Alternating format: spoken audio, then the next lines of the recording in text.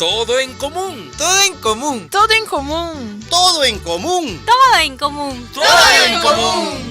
Un espacio de diálogo y compartir ciudadano.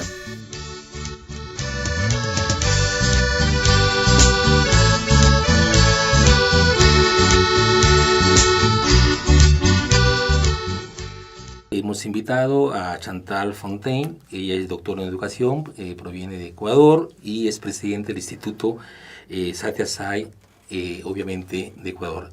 Bienvenida, Chantal, al programa Todo en Común, pero también bienvenida al Perú. Muchísimas gracias por esta invitación. Estoy muy feliz de estar aquí. Qué bueno. El tema del bullying, ¿qué lo provoca? ¿Qué elementos hay que explican que estos comportamientos o estas actitudes se den? Bueno, en realidad hay varios elementos, pero yo creo que el más importante que hemos estado trabajando en este Congreso de Educación en Valores, por lo que he venido a Perú, es la falta de valores humanos. O sea, en realidad dentro de la falta de valores humanos se puede tocar algunos puntos, pero el punto más importante es que nos hemos olvidado en realidad quiénes somos. Y ayer alguien hablaba sobre algo que me pareció un biólogo muy importante, que nosotros somos iguales el 99,5% y algo más. Y tenemos una diferencia de un 5, el 0,5. Que nos hace únicos. Que nos hace únicos y diferentes, pero siempre nos fijamos en las diferencias y no en las igualdades. Y esto va en una falta de educación en valores dentro de las instituciones. Pero esto viene dentro del programa general, que viene desde los maestros. Es decir, buscamos siempre diferencias y no buscamos en qué nos parecemos.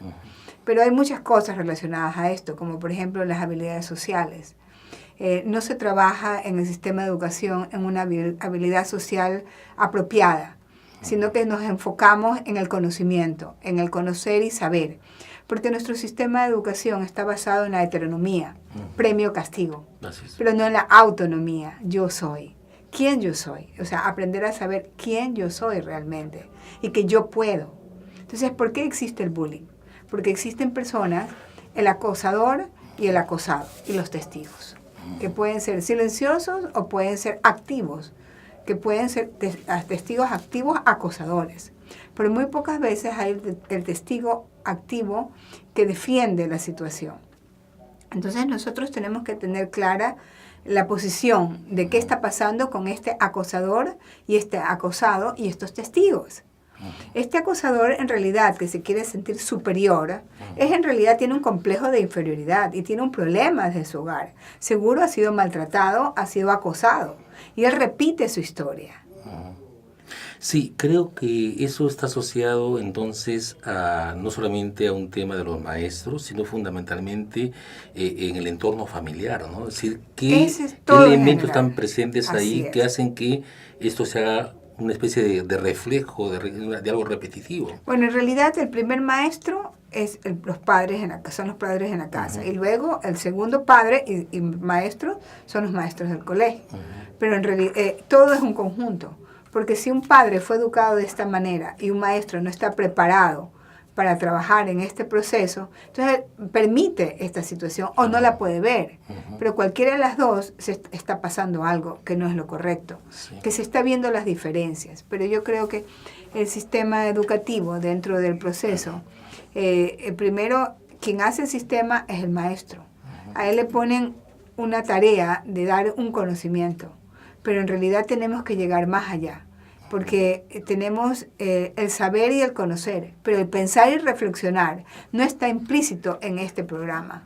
Entonces, porque todo tiene que aprenderse, pero no, este es el conocimiento, digamos, para ganarse la vida, pero el conocimiento para la vida, equivocado, que no está implícito, entonces de una manera equivocada no se está introduciendo en el sistema de educación porque nos hemos enfocado en el conocimiento de cómo me voy a ganar la vida, pero no cómo voy a vivir en esta vida.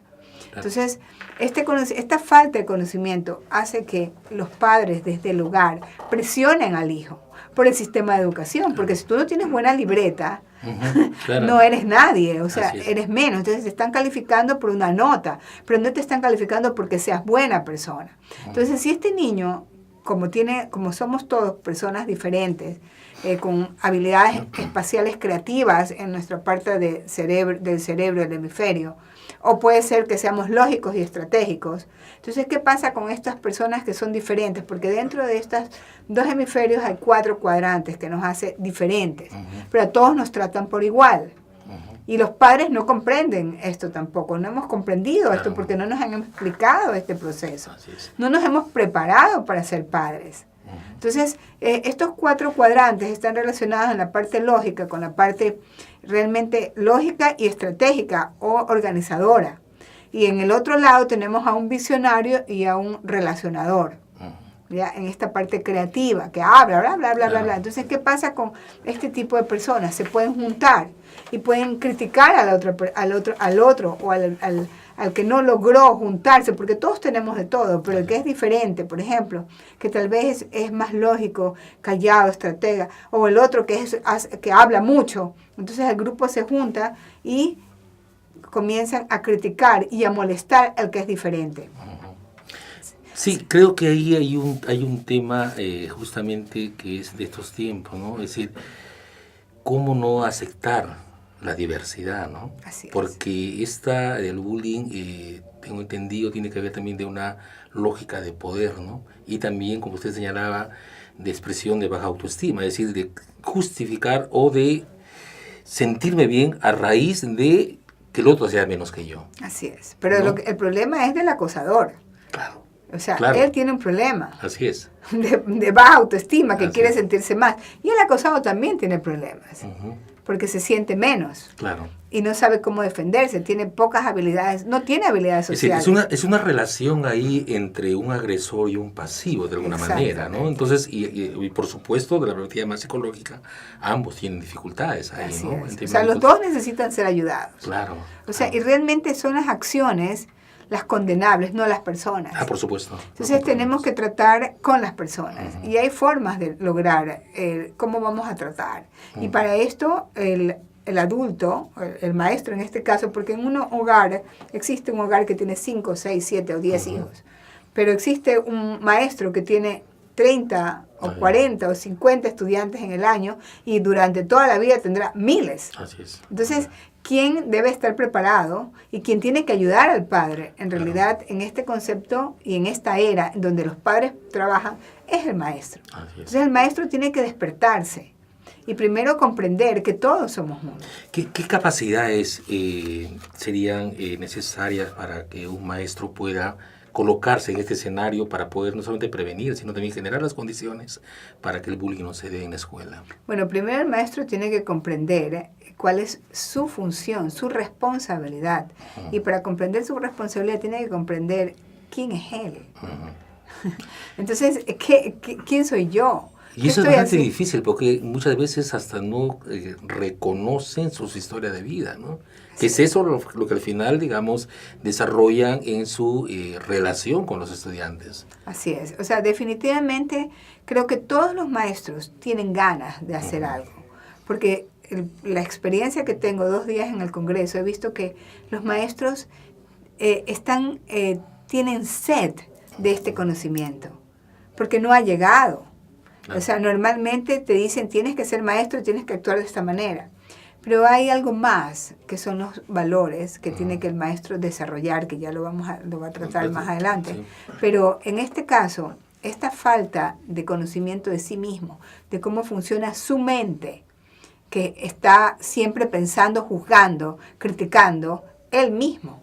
Él tiene que autoanalizarse, tener un proceso diferente al sistema de educación con el que él creció, que es de heteronomía. O sea, él tiene que salir de eso y comprender, abrir los ojos y trabajar en su autonomía, sin juzgar, niño malcriado, ¿qué estás haciendo? Has agredido, sino la acción es la que se condena, no a la persona. Y decirle al chico, o sea, tú eres un buen chico, no comprendo por qué tú has hecho esto, pero recuerda, esto no está mostrando la forma amorosa que tú eres. Entonces, ¿cómo te comunicas con el joven? ¿Cómo lo escuchas en su necesidad? Y para eso el maestro tiene que aprender a escucharse a sí mismo. Así es. Yo también estoy criticando. Y todos estamos aquí siempre criticando en función de lo que hemos experimentado o de de las creencias que tenemos. Ahí vienen las diferencias, razas, situaciones socioeconómicas. O sea, dice, ese no tiene, o ese es cholo, o ese es esto. Entonces, ¿qué es lo que hacen? O ese es negro, o ¿qué están viendo allí? La mínima parte de diferencia. Entonces el maestro tiene que trabajar en él. Primero, en él ser el ejemplo de no criticar, de no juzgar, de observar la situación sin emitir un juicio. Segundo, él tiene que ver sus sentimientos acerca de esa situación. O sea, ¿qué estoy sintiendo yo acerca de este proceso que he escuchado, que han atacado o que ha sido atacado el niño? ¿Cómo me siento? Y entonces en el momento que yo reconozco mis sentimientos, lo puedo dejar a un lado. Porque si me involucro y comienzo a darle y le digo, chico malo, tú estás acusando a una persona que en realidad en esencia es buena. Pero que dadas las circunstancias de la vida, que no podemos saber exactamente cuál es, está agrediendo y el otro se está dejando agredir, y que el entorno de la clase está ayudando al agresor. Claro. Así es. Ya sea por el silencio o porque igual está atacando. Entonces es mínima la persona que dice yo. Entonces es porque falta la educación en esa autonomía. Así es. Y en ese conocimiento, el maestro le falta su propia educación y tiene que trabajar. Continuamos la conversación con Chantal Fontaine. Ella es doctora en educación y presidenta del Instituto Sathya Sai en Ecuador. Habíamos conversado, Chantal, en el primer bloque sobre esto, las causas y también sobre, digamos, qué rol podían tener los profesores y qué condiciones podía ayudar para que esto, el bullying, realmente sea tratado como corresponde. Pero también es importante que podamos conversar, si te parece, sobre este tema de cuáles son los efectos que producen el bullying en los niños y en realidad y en general, digamos, en el clima de la institución educativa.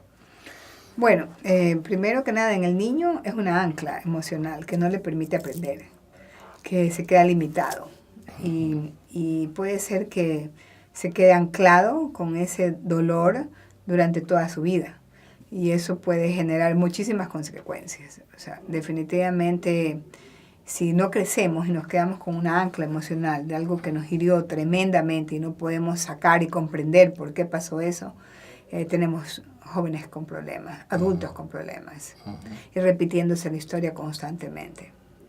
O sea que definitivamente... Y que se podría dar la posibilidad también de generar todo un círculo de violencia, porque eso también se refleja luego. Bueno, ¿no? Efectivamente, o sea, cuando vemos a alguien violento, detrás de todo eso hay una herida grave. Y va a repetirse la historia, pero en realidad la persona siempre sigue siendo una buena persona. Son las acciones por un dolor, una ancla emocional que ha sido provocada por una situación y que no ha sido comprendida por el individuo, el joven o el adulto, entonces se repite la historia, porque trabajamos en automático. Tenemos que poner un pare y trabajar manualmente. Sí. Creo que hay más que nunca que entrar al término un poco de ser artesanos, ahora en nuestra propia vida, ¿no? Definitivamente. Entonces tenemos que comprender por qué. Y ese punto también es la comprensión hacia los demás.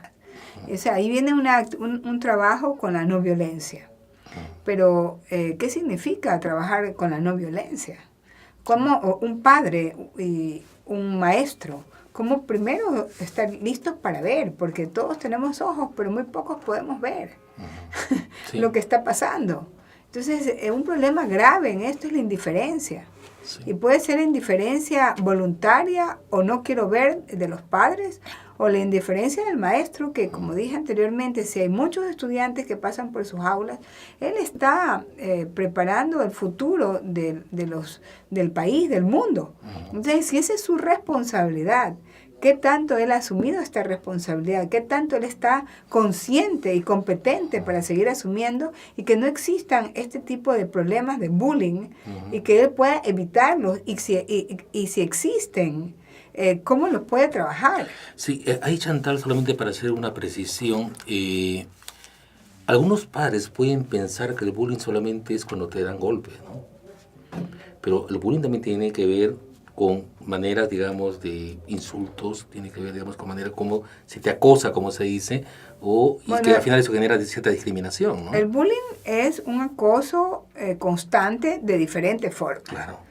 O sea, ese puede ser psicológico, o sea, no te dan ningún golpe. Así es. O sea, te pueden dar golpes, pero también puede ser grave que no te den ningún golpe y te están diciendo todos los días, eres un cholo, eres un indio, eres un negro. Entonces, constantemente te están atacando y crees que lo que tú eres, el acosado, si no tiene esa autonomía y es la víctima perfecta, entonces sigue creándose un ancla emocional que no le va a permitir crecer ni aprender.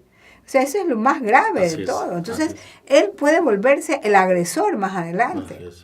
Pero para evitar todo eso, es justamente que tenemos que estar claros, primero, de reconocer que tenemos que salir de esa inconsciencia o incompetencia a ser conscientes y competentes como seres humanos, como padres de familia, estar atentos y saber cómo llego, cómo me comunico, que sería la solución. Cómo me comunico con el agresor, con el acosador, con el acosado y con los testigos silenciosos o activos, ya sea para el acosador o para defender. Claro. ¿Cómo hace la comunicación correcta que puede en un momento de la vida salvarte, quitar el ancla y que te sirva para que tú puedas replicar el proceso? Sí. Entonces ahí viene una comunicación empática. Sí. De hecho, hay que desarrollar algunas capacidades en los padres y toda la gente que está involucrada, digamos, en el ámbito de la escuela. Pero también siento, Chantal, que hay un asunto ahí cultural, ¿no? Es decir, en general, a nivel social, que puede colocar algunas condiciones para que ello se dé. ¿Sí? Por ejemplo, explicar, por ejemplo, que aprendí a cocachos, como decimos acá, o la educación entra con sangre, todo ello, como que genera condiciones también para que eso se dé ahí, ¿no? Bueno, en el tema de la letra entra con sangre, que le dicen en Ecuador, y aquí aprendí a cocachos, es porque falta el amor. Claro. Entonces, o sea, sí, es mejor aprender a cocachos que tener un chico desbaratado, pero también hay un maltrato, hay violencia. Claro. Y eso no va a ayudarnos en la sociedad, eso va a crear más violencia. La violencia trae violencia. Así es. Entonces, todo eso también tenemos que comprenderlo, quienes fuimos educados en esta era. A mí me daban cocachos y aprendí, mira que soy. Que no tenemos el amor suficiente y que hay una fórmula que no la aprendimos en su debido tiempo, porque este sistema de educación, de heteronomía, premio, castigo, viene desde el siglo XVIII, en la era industrial en que se quería formar a la gente de una manera para que trabaje. Entonces se bloqueaba la capacidad de discernimiento y creatividad. Y significa se bloquea el corazón dentro del proceso. Entonces tenemos que descubrir y despertar a esto. En este momento descubrirnos a nosotros qué manera podemos lograr una empatía con el estudiante, con los padres del agresor o del acosado, del acosador o del acosado, o con todo el resto. ¿Cómo nos podemos comunicar? Esas son las técnicas. O sea, ¿cómo podemos lograr comunicarnos de corazón a corazón con cualquiera de los personajes que se involucran en el bullying? Claro. Y ahí creo que hay por lo menos acá en Perú tenemos una limitación, ¿no? Que es muchas veces que estos comportamientos, ¿no? Estos hechos que se dan en el interior de la escuela, no siempre están en diálogo desde el actor primero, que es el profesor, con los padres de familia, porque lamentablemente muchas veces los padres de familia no están cerca de la escuela, no están cerca del proceso educativo de sus hijos. Entonces, ¿qué generar ahí? ¿Cómo generar elementos de comunicación que permitan, digamos, ser conscientes de que hay una realidad que está haciendo daño realmente a los niños? Bueno, en realidad el primero que tiene que estar consciente es el maestro, porque tal vez con una comunicación empática con el estudiante, una comunicación no violenta, él quita esa ancla. Y luego intentar, y bueno, en el programa de Satesai, lo que se trabaja es, el maestro se transforma, el maestro transforma al estudiante y el estudiante transforma a los padres. Es la experiencia que tenemos. Pero lo ideal es trabajar en conjunto. Es decir, convocar al padre y trabajar de la misma manera que se trabaja con el estudiante. Claro. O sea, es una comunicación de empatía. Es lo que las técnicas son claras. Yo no voy a juzgar al padre. Ah, qué mal padre, abandona a su hijo. No. Yo no voy a juzgar al estudiante porque pateó, pegó o robó. No lo voy a juzgar. Simplemente observo la situación. Este es el primer paso. El segundo, observo mis sentimientos. ¿Qué estoy sintiendo acerca? Dejo a un lado mis sentimientos y busco las necesidades que se tienen de esta situación. Y luego las comunico de una forma amorosa y clara. O sea, y normalmente es con una reflexión. Sí. ¿Cómo te sentirías tú si a ti te hubieran agredido de esa manera? ¿Cómo se sentiría tu hermana si la agrediría? O sea, tú tocas el corazón del niño de alguna manera. Y con el papá es de la misma manera, porque los papás están a la defensiva, porque es el sistema de educación de premio, castigo, si el chico tiene malas notas. O sea, que normalmente el agresor o el acosado tiene los extremos, o buenas o el acosado excelentes notas. Entonces, pero ¿cómo haces para trabajar en un equilibrio? Entonces ahí viene la forma, primero el maestro. Y luego el maestro conversa de la misma manera con los padres, los papitos, le dice, hey, tenemos una situación. O sea, aquí vamos a trabajar en conjunto. Nosotros queremos lo mejor para tu hijo. Vamos a trabajar juntos. Pero si comenzamos a agredir al padre, no, que usted que abandona, que a qué horas llega a su casa, que qué está haciendo, el papá se va a defender. Claro. Entonces no va a escuchar. ¿Cómo podemos poner un punto en común para que escuche? Para que haya una escucha entre el joven y el maestro, entre los padres y el maestro, entre los padres y el hijo. Entonces, ¿cuál es el punto en común? Si es entre maestros y estudiantes, el padre de los estudiantes, el punto en común es el niño. Usted quiere lo mejor para su niño. Nosotros queremos lo mejor para su niño. Y si es entre los niños, tenemos que buscar cuál es el punto en común entre maestro y niño y estudiante para poder llegar a un acuerdo. Claro. Y a ver una reflexión. Por ejemplo, el niño es agresor. El niño patea, el niño pega. Entonces, ¿cuál es el punto en común que llegamos con el niño? O sea, es conversar con el niño. ¿Cómo te sientes? Yo comprendo que tú estás enojado. No comprendo por qué, pero le ha dolido a tu compañero. O sea, yo te comprendo. O sea, comprendo que estás enojado. No sabemos el por qué, pero yo te comprendo. O sea, alguien lo está escuchando. Y dejar que él hable todo lo que quiera hablar, no importa lo que hable. Y ahí sacamos cuál va a ser el punto en común con el que nos podemos comunicar de corazón a corazón. Porque el dar un cocacho es más fácil que hacer el trabajo de escuchar. Así es. Y para eso se necesita capacidades muy especiales realmente, ¿no? Se necesita en una sociedad donde más sencillo es decir así debe ser, antes digamos que recoger cómo desde la gente también pueden encontrar alternativas a sus dificultades, ¿no? Y en ese sentido creo que hay un reto a nivel de educación, es decir, cómo hacemos para que los niños tengan una formación donde se ponga mucho énfasis en el fortalecimiento de autonomía. Claro, ese énfasis es el profesor tiene que tener su autonomía, Claro. porque entonces se para al frente y con su ejemplo está transmitiendo la seguridad.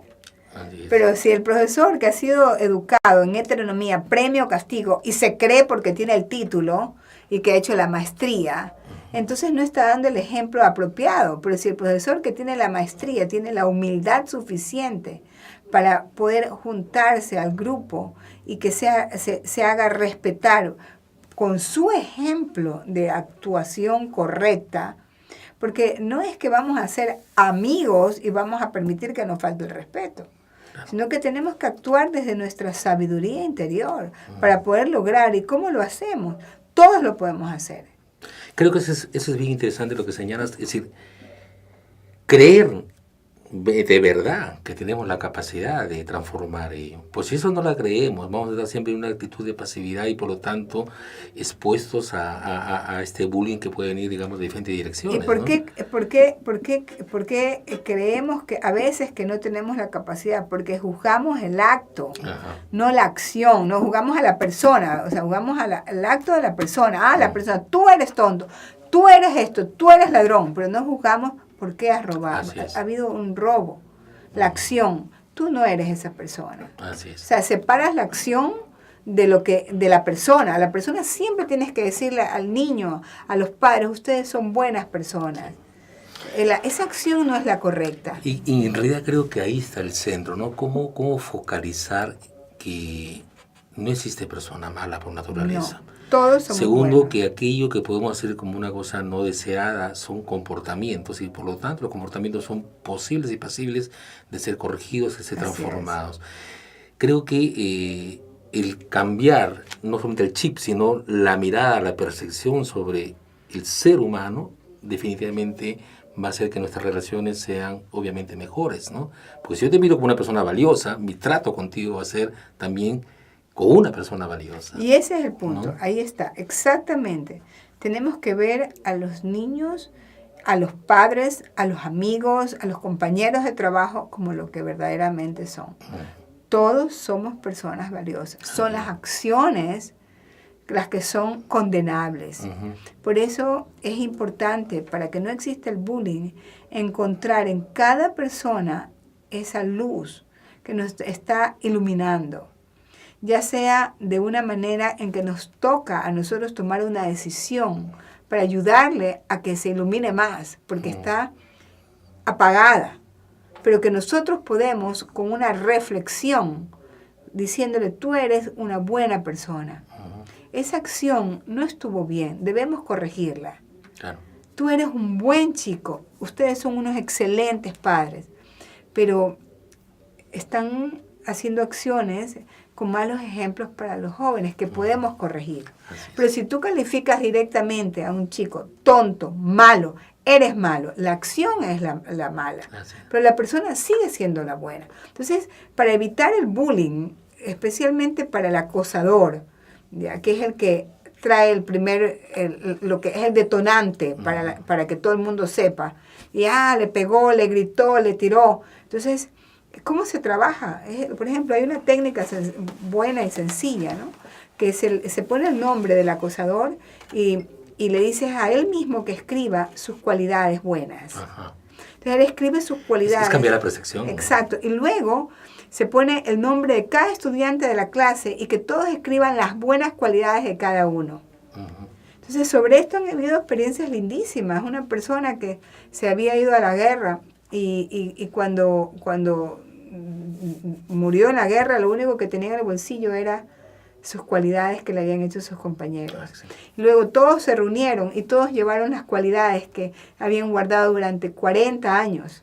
Sí. Entonces es tan hermoso cuando entramos en la verdadera naturaleza de cada uno y que reconocemos esa naturaleza, a pesar de todo el bullying y todas las agresiones o discriminaciones que se hagan, buscamos y encontramos, o sea, ¿quién tiene que cambiar? Somos nosotros, no el chico.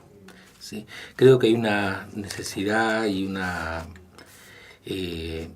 urgencia de llenarnos de humanidad, ¿no? Entonces, Chantal, queremos agradecerte acá en el programa por compartir tu sabiduría, tu testimonio, tu vocación, digamos, respecto a esta realidad que de hecho podría generar círculos de violencia tremendos, ¿no? Desde el espacio tan pequeño de la escuela que puede ser y que a nivel social podría generar tanta dificultad. Solamente por no comprender la diferencia entre el actor y la acción. O sea, tenemos que tener claro que la persona no es la acción. Y ese ser humano, niño, grande, es una persona que está actuando de la manera equivocada, pero él sigue siendo bueno. Así es. Entonces, si nosotros comprendemos eso, no se va a generar violencia. Si nosotros les damos esa información a los jóvenes siempre, es tu acción la que tienes que corregir. Tú eres una buena persona, eres un buen chico, eres un buen niño, eres maravilloso, eres la luz que va a iluminar el mundo. Esta acción tenemos que corregirla. Así es. Sí, llenarnos de amabilidad, habilidad para amar, ¿no? Habilidad Sí, para amar, Así es. excelente. Gracias, Chantal.